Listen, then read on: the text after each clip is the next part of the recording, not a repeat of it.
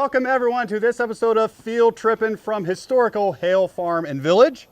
I am here today with History Geek advisor, Mr. Hodges. And of course, our lovely Ecot students and families here for family night. Mr. Hodges, what's the deal with your clothes? Well, you know, I am dressed as basically one of the frontiersmen, one of the people who would have come out into the wilderness before Ohio had become a state. The attire I'm wearing basically would date to the time of the late 1700s, post-Revolutionary War time frame, although some of it would date into that time frame as well. Yeah. A lot of it's very practical. A lot of the clothing in that time period would have either been all wool or linen. The coat that I'm wearing is called a wamis, or also known as a hunting frock, and you'll notice it's double caped. A wamis. A wamis. That sounds so yes. much cooler than jacket. Yeah, jacket, right? Yeah. And of course, underneath, any properly dressed gentleman would have worn his waistcoat or waistcoat. Ah. All right, we call them a vest today. All right. If not, I would have been showing. So you had a off my wasket and a underwear. wasket? A wamis and a waistcoat. A womit and a wasket. Okay. Yeah. A waskily wabbit. A waistcoat wabbit, yeah. Yeah. So a lot of different pieces on here. A lot of them very practical things, though. So you never wore the belts strapped in the front. Anybody have an idea why? It has a big buckle on it. Big forged buckle, so if you bend over, it will bite you. And so you always put them in back. You don't bend so well this way, but this way it'll bite you. And of course, coming out here in the frontier, you would have always had your trusty knife, and you would have brought your tomahawk with you. The two things that when your gun fails you, or you fired your single shot, those are things that are going to save your life. So tonight we're going to tell you a little bit about the time period as we walk from place to place. And we'll let some of the people out here also tell you about the wonderful things out here at Hale Farm and Village. But I think you're going to enjoy a lot of it. We're trying to delve into some of the settlement of early Ohio, some of the things that are close by here as well. And we'll talk a little bit about some of the architecture because I guarantee you, as you travel around, you will see some of these things in the state as well. And you'll be forever changed. You'll always learn something. Absolutely. Yes. So I know we want to go see the stuff. Yes. Last question, why is this called the Western Reserve? Well, so there are a couple interesting things about the Western Reserve. Back during the Revolutionary War, a lot of the settlers that came here had earned their way here through being soldiers for the Continental Army. The Continental Army had this small problem. They did not have money. The government couldn't tax, and the states didn't have the money. They wouldn't cough it up to the federal government. And so a lot of the states and the government itself basically gave land grants and said, we'll pay you with some land out in Ohio country. They didn't have money, Right. but there was land aplenty. Now, of course, people lived there, right? Right. The Native Americans lived there, but to the U.S. government, they saw land that they Yes. could give people. Yes. So a lot of land here in what we call the Western Reserve is actually known as the Connecticut Western Reserve. A lot of this was set up for settlers coming out of Connecticut. Of course, we also have some people from a lot of the other New England states that come in here. The most interesting area is the Firelands as you head towards Sandusky and Fremont. It's called the Firelands because those were settlements that the British Army had gone in and burned out, and they had given them those lands in exchange for the burned farms for the Continental soldiers that had been serving at that time. There's a place on the east side of Columbus. Anyone from Columbus in here? Yeah?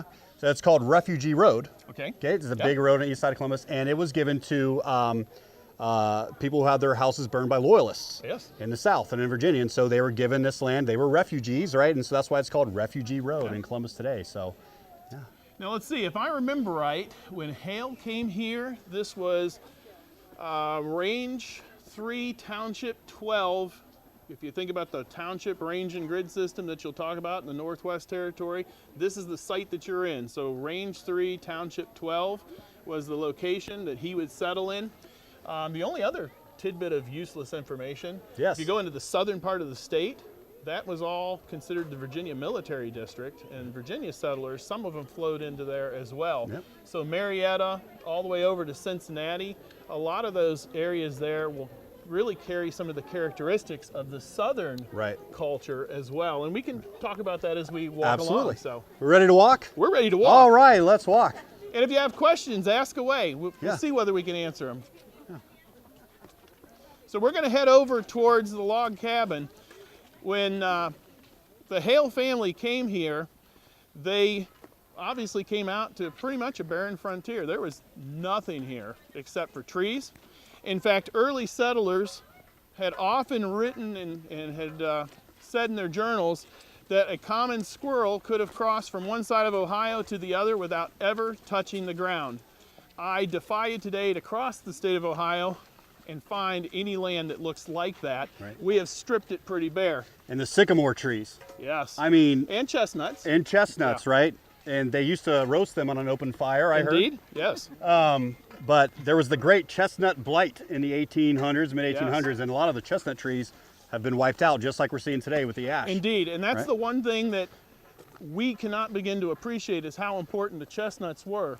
Now, in this area, hickory and black walnuts would have been very, very important to settlers, in some cases for dye.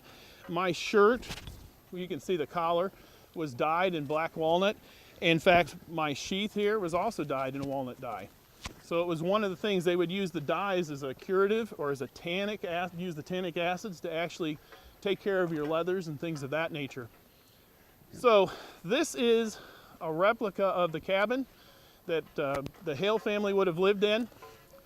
And you can't begin to appreciate the fact that when they came here, they're all trees. First thing you got to do is start cutting the trees down, right? You got to clear your fields, and then you start to plant your crops in between trees. And you'll have to take a look around this. We'll talk about bedrooms and things of that nature, but it's fascinating, absolutely fascinating.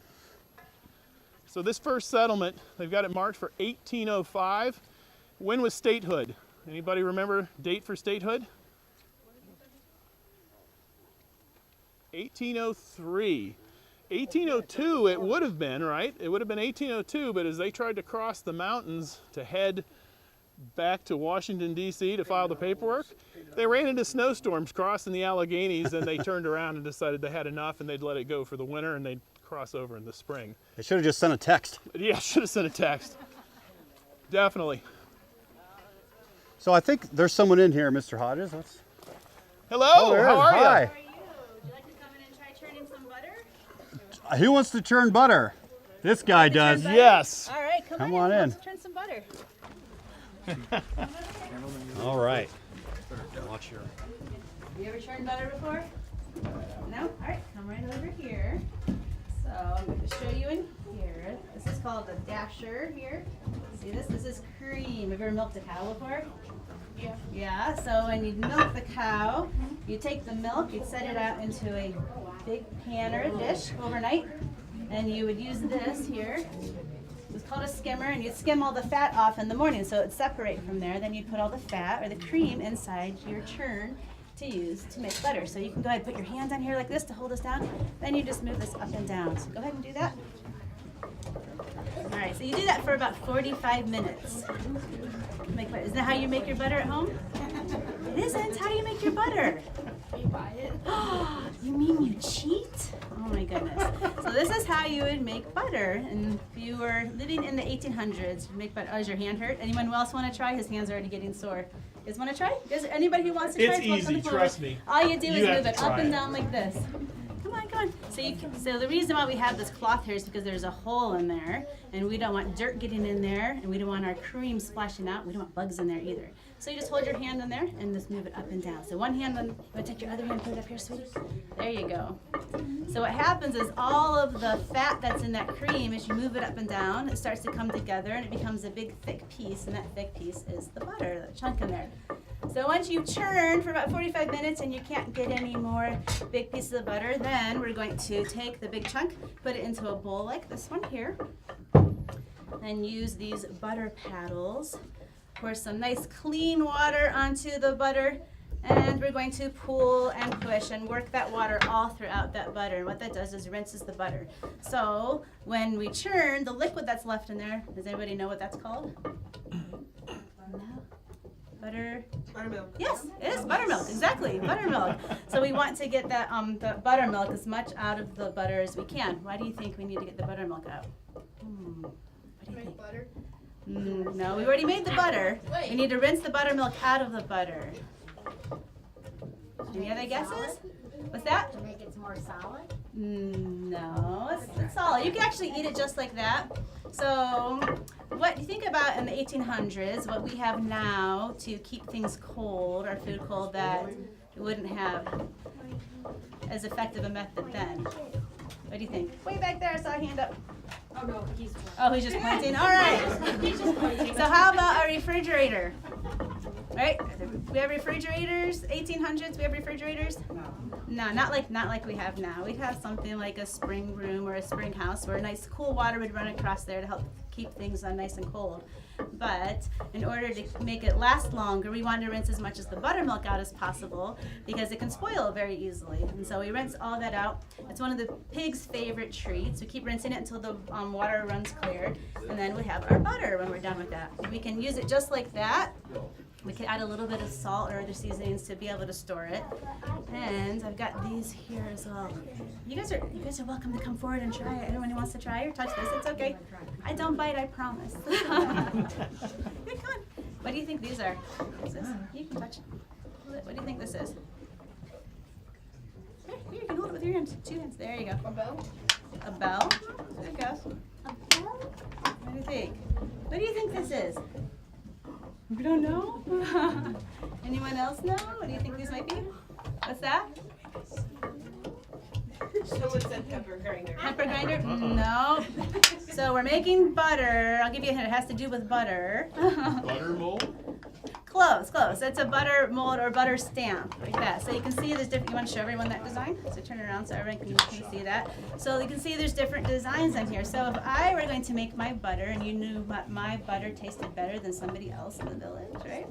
And you went to the store to purchase some of the butter, I would stamp with my stamp on there, whatever kind of stamp I had, this design, and you would know that that was my butter because of the stamp. So someone else in the village would have a different stamp. So that way you could buy the better butter, right? Yeah, thank you. Your arm getting tired? No? Oh, she's gonna stay here with me for the rest of the time. If anyone else is welcome to try churning if you like. You're welcome to look around the house as well. Oh, you can come over. Sure. Come on over. Come on over. After you guys Everyone that wants to can we'll just try. meet back at the garden out here, okay? Yep. Yep. So Watch this your head. this house here, yes, the house, you can see that the ceilings are very low. So typically the houses were built according to the tallest person in the home, a foot taller than the tallest person in the house. And so I was told that when they moved it here, though, that it was actually a foot taller than what it is. I'm not sure that it was lower than that. But this house was built in 1805 in Suffield Township, so not too far from here, by the Fritsch family. You familiar with Suffield Yeah, we Township? live near there. The Portage Lakes, all right, Portage Lakes area. And so the Fritsch family, they built it next to a pond, which was known as Fritsch Pond, named after them for several years on the maps. So put one hand on here and the other hand up there. There you go. There you go. So one hand there to hold that on, the other hand moves that. Good job. And so they decided to start a grist mill, to operate a grist mill. So they built a dam in a pond, and when they did that, that was a perfect breeding ground for mosquitoes. And so there was an outbreak of malaria in the community because of that as a result. So unfortunately, the dam was ruled a public nuisance and they had to destroy the dam. The pond started to dry up. You couldn't operate a grist mill unless you have water. So that was the end of that operation. Later on, Goodyear ended up acquiring the property. They took where the pond was, they expanded it and filled it in with more water, and that is where Wingfoot Lake is now. Familiar in the Portage Lakes there, you have Wingfoot and Turkeyfoot Lake. So this was there and used as Goodyear's fishing and hunting lodge for several years until they donated it to the Western Reserve Historical Society. So, but the Fritsch family had 9 children. Where do you think the children slept? In here? Yep, they had 9 children in here. So where do they sleep? You see, well, you see, there's a bed there, right? Yeah. Yep. Like Right here on the one bed? mats. On the One bed. mats. That's the parents' bed. On the On mats. these right here. mats? That's a good guess. That'd be pretty uncomfortable, pretty cold though. All The right. roof. Oh, Oh, there's you're very close, right? An Look attic. over there in the corner, back over here. I'm gonna walk Wow. over here and show you. So here, the children would sleep up here. They go up here to bed. So all 9 of the children, boys on one side, girls on the other, and they go to sleep. The parents would say, "All right, good night, sleep tight," and take the ladder down. That's awesome. Very clever lad. So anyone who's welcome. Nowadays, you can. I know, right? Can't Well, let if we have them an adult down. hold this, you're welcome, or anyone, adults and children, can peek your head up there just to see what it looks like. Pick your own.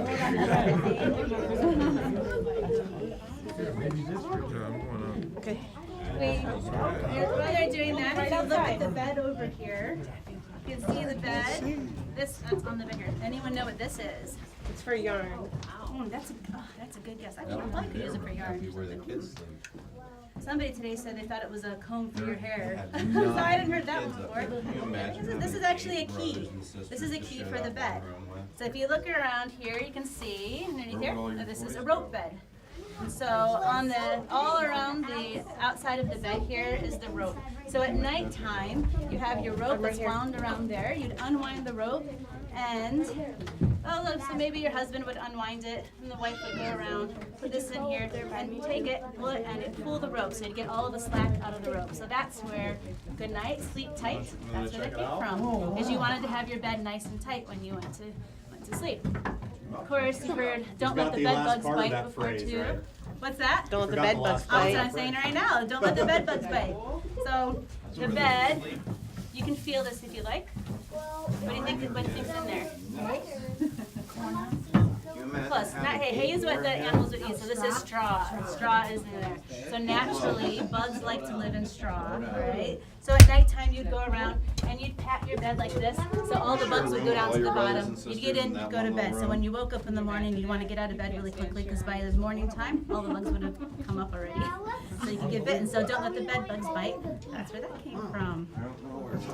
So what do you think, guys down there? Is that a peapod? It is. You know what the name is? Peapod. I don't know. Peapod. Good guess. It's called a chamber pot. And so this is what you'd use to go to the bathroom in at nighttime. It was really cold out, and it was the boys' chore. Lucky, right? So in the morning to be able to collect the chamber pots from your parents, for your sisters, and then your own chamber pot, and go out every morning and to dump it out and clean it. Sounds like a fun chore. Poor children. You can see that there are animal pelts here and there as well, different furs. The largest of the deer is the male deer, of course. What's a male deer called? A buck, right? So you would use the animal pelts for trading, and so that's how we got the term with the dollar bill as a buck, because that's what you would use, a buck, to trade someone for different items like that. So, if you have any other questions about anything else, you're welcome to look around. I'm happy to answer them. Where everybody going? That way he said? They're kind of wandering around, so. Mother. This is kind of. Thank you very much. You're welcome. Thanks for visiting. The man said to go out in the garden. The garden is this way. She might be up there. I would sleep up there. You would sleep up there? It's actually pretty big, isn't it? It's the whole length of the house.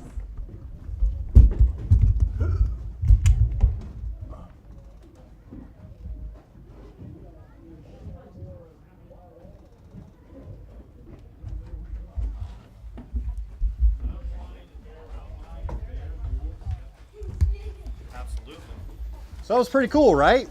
So this is the actual cabin from 1805, and you see it's nice and sealed, pretty toasty in there. So we're gonna walk along this way. We're gonna pass the garden. Now, Mr. Hodges will be able to speak to this too. So remember, there was no Walmart, right? They couldn't go down this, like if they needed something, they had to grow it or make it. So that's spices, right? Everything that they needed, they would grow or make. So you see a small representation of that here in the garden.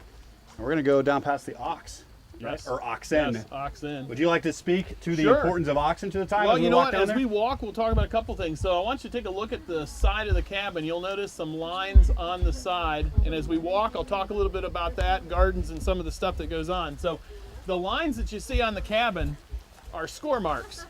So when we talk about knocking a tree down, right? We cut a tree down. Those trees are usually round. And if you look at those logs, they're squared off. You couldn't go to the store and buy what we call dimensional lumber today. You didn't have sawmills like we have today. So these guys would have a wealth of tools. Everything had to be done by hand. So you'd have one guy come by with what is called a broad axe, and they would start to make chops along the side, and then they would stand alongside the thing, and then they would hew off those pieces, and they would square it, and they would roll it over. And it's a big, lengthy process to put these cabins together. Now, the basic spices and things that you'd find on the frontier when the people would come out here, if they could get salt, salt was the big one. Well, Black Mr. Hodges, pepper we better double time it to the corn and red barn, I pepper. think. To the barn? All right, so we're gonna walk faster to the barn. But keep talking about salt. So salt was the big one because they used it to preserve just about everything. If you could get a hold of black pepper, you had a certain amount of wealth, and people would know that. So spices were pretty important. But red pepper was used, and if anybody's ever eaten spicy sausage, what's the main ingredient for spicy sausage? Red pepper. Red pepper, black pepper, and salt, right? So cayenne is just a different version of the red pepper. Right, and Mr. Hodges, you mentioned black pepper being so valuable. That's what Christopher Columbus set sail for, right? Indeed. To find, indeed. for the spice trade. So typically they would have grown a If you would like to be crop gored. or two that would have been for sale, and then the family would have had a garden much bigger than that with a variety of different items that they would be able to eat seasonally and some things that they could put up, that they could store. So these guys, when they came out to the frontier, they didn't come out usually with horses. You didn't ride. Most of you walked. If mom had a baby, mom would have sat in there with the baby, and she would have been the only one to not have to walk. Everybody else would have had to hoof it out here the old-fashioned way. Most of them did not have horses, though, for the wagons. They actually brought the wagons out with oxen. Hello, how's it going?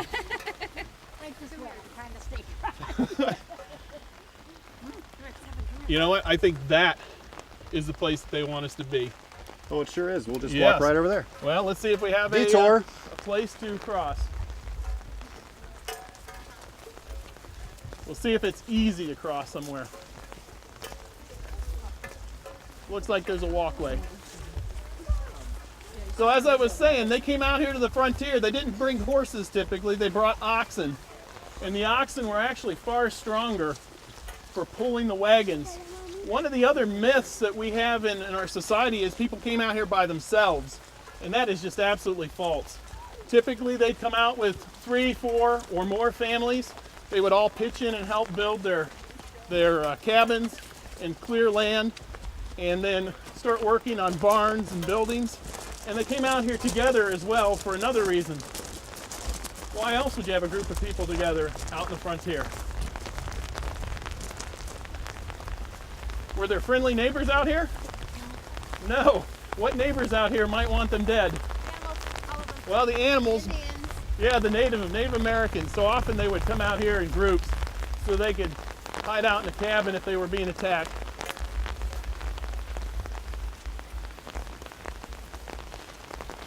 And now we're going to learn a little bit about, I think, spinning and weaving and All right.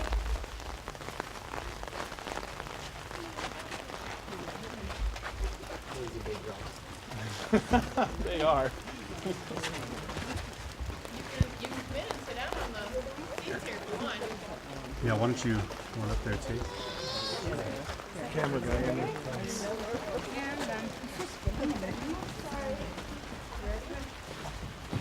All right. Hi, how are you? Good.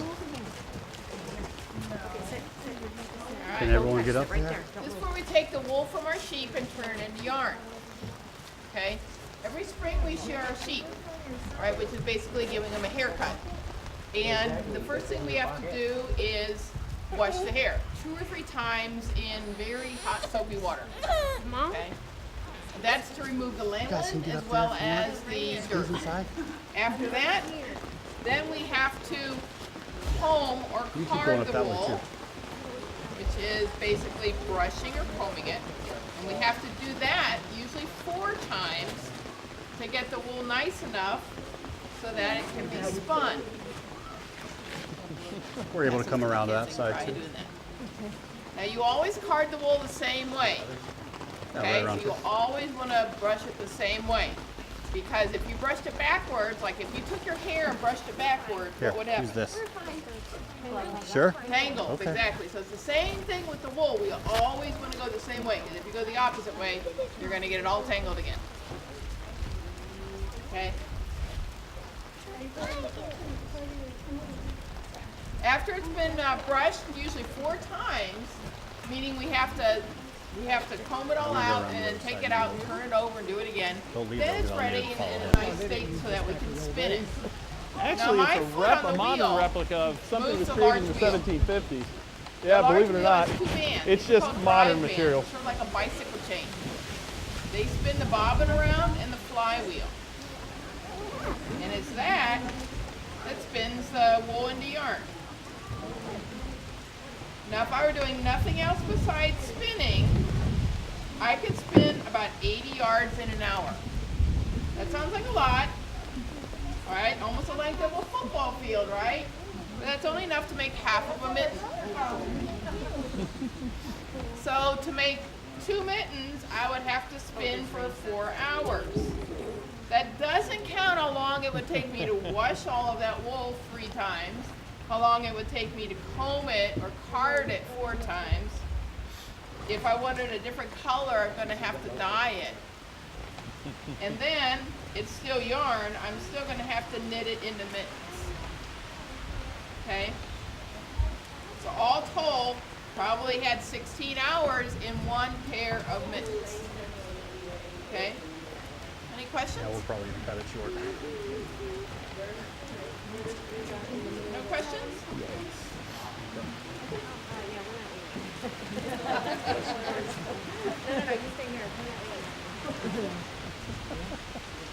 Would you wind up with blisters on your fingers doing that for that many hours?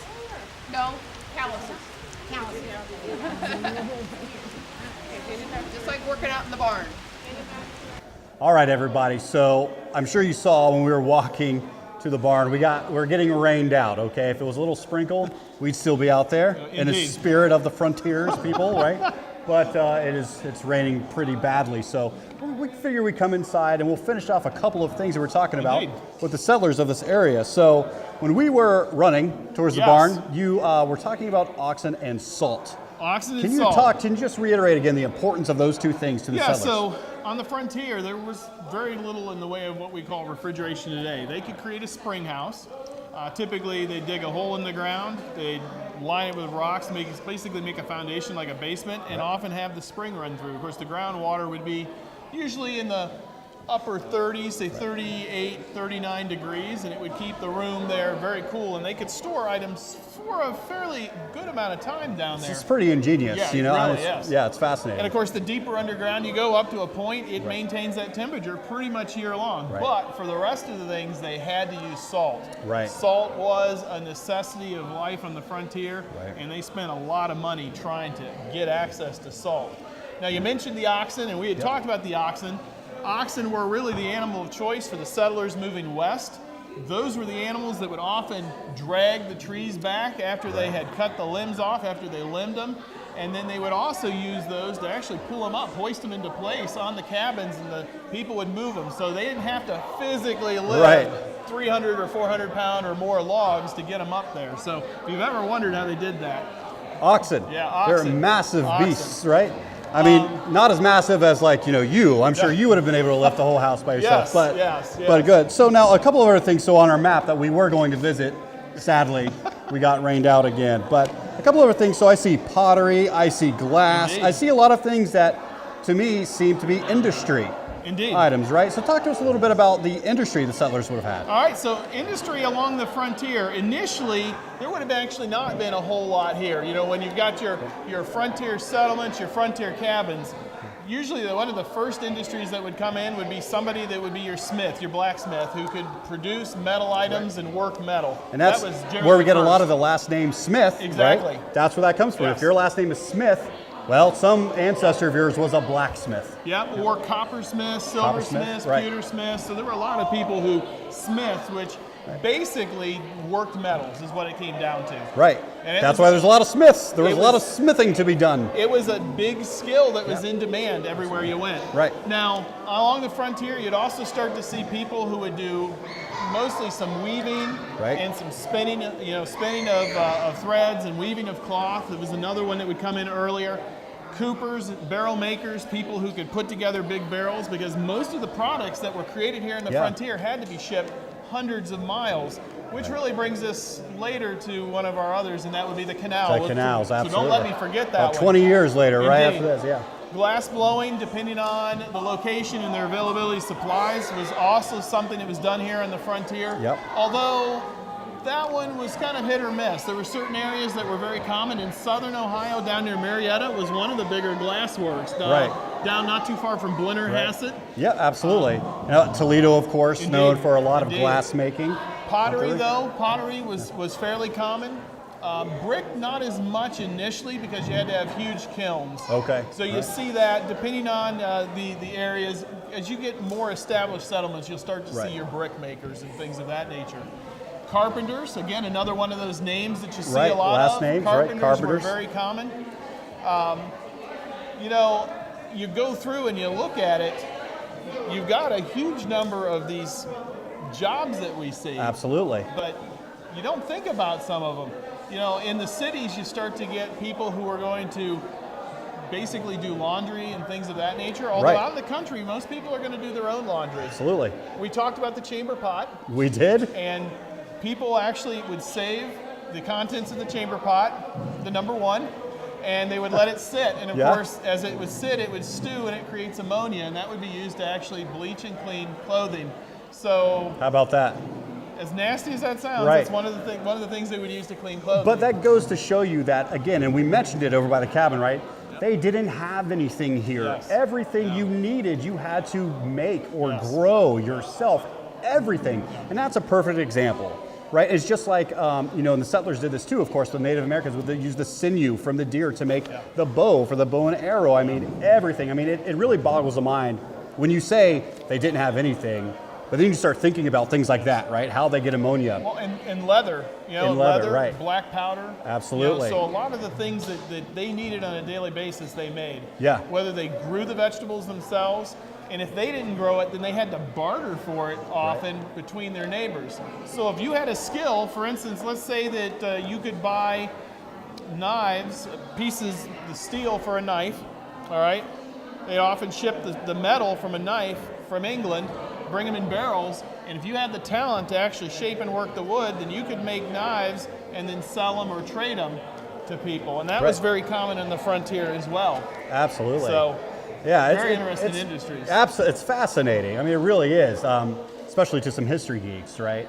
So, two other buildings I want to talk Yes. about real quickly. One is the meeting house, okay. right? So, the meeting house probably would have been the church of an It could area, be. right? It could be. It could, yes, Yeah. definitely could be. Most often it would be a meeting house, would be the church, but sometimes depending on the location, you might have had a different Separate meeting structure house? as well, yes. There could be multiple churches in the area. Right. So let me take a step back as we talk about that, Yeah. because when we talk about really the Connecticut Western Reserve or the Western Reserve and the classic architecture of that kind of settlement, there were a few key features. Meeting Yeah. house is one of them, but you would always have a village green. Yes. And so if you go into towns such as Chardon or Hudson or Canfield. Canfield, you go into Deerfield, you go into Talmadge, Ohio, you're going to see this open space. And that open space was typically where they would have things like cattle grazing, people could Sure. meet there. Politicians would meet and they would Yep. stand up on their stump and give their stump speech. Stump speech. All right, Yep. which is where we get that in our Right. vernacular. But that was the place, the common area in this settlement, and then everything else kind of existed around that. So the meeting house was the place where people would come and conduct their business, usually for the township level to make decisions, and that is where the root of American local government, the seat of American local government and democracy really is. That's really the birthplace and the hearth of it completely. But the church was very key as well. You're going to find the church around that, typically. Depending on location, you may have had a government facility, in this case a fort, Right. could be located. Right. Down in Marietta, Ohio, not Connecticut Western Reserve, but down in Marietta, you had a blockhouse that sat off the side, the fort, to protect the given area, and that was one of those areas. I always thought that was interesting because they named it Campus Martius, which Yes. literally means field of war. So you yes. know they didn't come in peace, right? No, to the native people down there. You know, one of the other things that we can't discount, and obviously since we are doing a field trip, Yep. one of the things in the Western Reserve, part of the Northwest Territory, and the way they set up the townships, Yep. they mandatorily set aside room for a school. Absolutely. That was the last building I was wanting to talk about. Yeah, so the school is going to be one of those things on the frontier. Now, interestingly enough, early on the frontier, schools would have often looked like this. Often it would have been a cabin that may have been abandoned or left Right. by early settlers because they decided to build a bigger and better house, and they would repurpose the cabin into a school. Obviously, they didn't have too many students in the schoolhouse at that point in time. But as you start to get further into the time period, the meeting houses would be used. Right. Or the churches. Sometimes we get that whole idea of Sunday school along the frontier and in different areas. Sunday school was held in churches as well, but it depended on the location. And once they could afford it, a good, thriving community was proud enough to always build a dedicated schoolhouse to show their support. Absolutely. You know, and the fact that they were cultured. Right. Yes. Yes. And this is where we get, we have off in the summertime, Yes. right? Why do we have off in the summertime? Because we have to raise crops. You That's have to right. put the crops in. You have to then go ahead and harvest them and bring them out. Right. And really kind of interesting, you see that. I've been told, and I have not confirmed this, but winter break may not all be about a holiday, but a lot of pigs were slaughtered during the winter time because they Interesting. didn't have refrigeration. Right. And so having a couple weeks off to butcher livestock Right. and put them up for the winter Right. would have been a key thing as well, because you hadn't hit the really deep freezes Right. in December by Right. that point in time. Absolutely. So, yeah. Yeah. So again, summers were off because the children were needed to work the fields, to get those harvests, and they couldn't be in school because, again, if they didn't get in the harvest, they could die very easily, right? So the reason we still have off today in the summertime is really because that's the way it's always been done. Yes. That's the only reason. Tourism. And tourism. Tourism. Right, Yes. absolutely. For people to come see places like this. Right. Very good. Well, I had a great time today. How about you? It was a little wet, but it was wet. a great time. Absolutely. Hey, we should put a plug in. If you want to find out more about Hale Farm and Village, go out, do a Google search for Hale Farm and Village. You can do it on your tablet, or if you have access off of your Ecot computer, definitely go out and see it. They have a virtual tour. You can see some of the buildings out there. They have a great website, and you can learn a little more about it. Absolutely. And of course, there's there's no substitute for coming and seeing it in person. And I promise you don't have to dress like Right. us. Now, is there a History Geeks classroom? There is a History Geeks classroom, Okay. so if you like history and you're in that 7th through 12th grade, go out and sign up for the History Geek Club. Once a month we have a meeting online, and we'll have a topic of that month, and there's some interesting things in the classroom to see, Absolutely. And we can put some Hale Farm stuff in there as well, right? Indeed. All right. Well, hey, we had a great time today here at the Hale Farm and Village. Got a little wet, but we had a good time. So thanks for joining us today on this episode of Field Trippin'. We will see you on our next adventure. So long.